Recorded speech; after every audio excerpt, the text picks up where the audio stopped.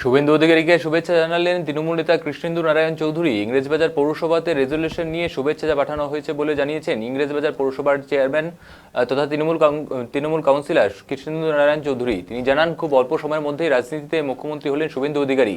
শুভেন্দু অধিকারীকে দীর্ঘদিন ধরে চেনেন তিনি। শুভেন্দু অধিকারীর বাবার সাথেও রাজনীতি করতেন বলে জানিয়েছেন তিনি। শুভেন্দু অধিকারী মালদার অবজারভারও ছিলেন। পৌরসভার পক্ষ থেকে শুভেচ্ছা বার্তা পাঠানো হয়েছে বলে তিনি জানিয়েছেন।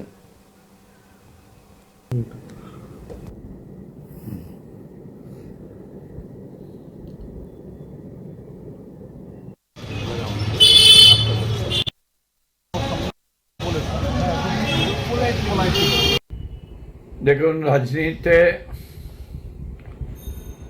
খুব অল্প বয়সেই রাজ্যের মুখ্যমন্ত্রী হলেন, এটা কিন্তু আমাদের কাছে রেকর্ড। শুভেন্দুকে আমি দীর্ঘদিন ধরে চিনি। শুভেন্দুর বাবার সঙ্গে আমরা রাজনীতি করতাম আগে, যখন ও চেয়ারম্যান ছিল আমিও চেয়ারম্যান ছিলাম, কিন্তু আমাদের মধ্যে ফ্রেন্ডশিপ একটু নিয়ে আমরা মেলামেশা করতাম।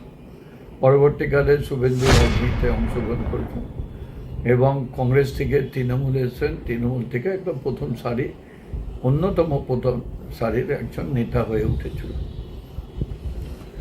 এবং তিনি মালদার অবজারভারও ছিলেন। পরবর্তীকালে তৃণমূল কংগ্রেস থেকে তাকে বহিষ্কার হতে হচ্ছে। দেখুন, ওর বহিষ্কারটা ওর কাছে আশীর্বাদ হয়ে দাঁড়িয়ে গেল। ও কিন্তু আজকে রাজ্যের মুখ্যমন্ত্রী হলো। আমি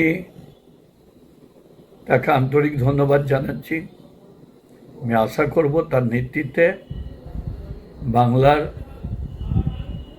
সামাজিক, অর্থনৈতিক, শিক্ষা, স্বাস্থ্য সব দিক দিয়ে এগিয়ে যাবে।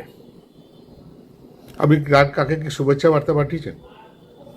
হ্যাঁ, আমরা আজকে বোর্ড অফ কাউন্সিলর্সের মিটিং ছিল, সেখানেই আমরা অভিনন্দন জানিয়েছি।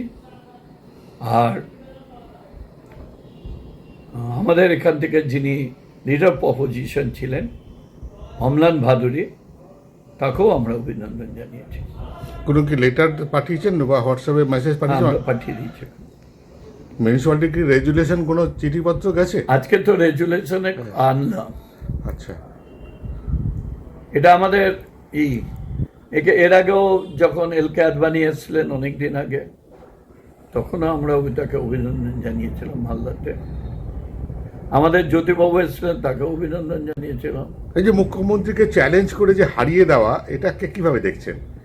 এখন গণতন্ত্রে উনি একটা অধ্যায় নিয়ে কাজ করেছেন, উনি জয়লাভ হয়েছেন, এটাই বলবো।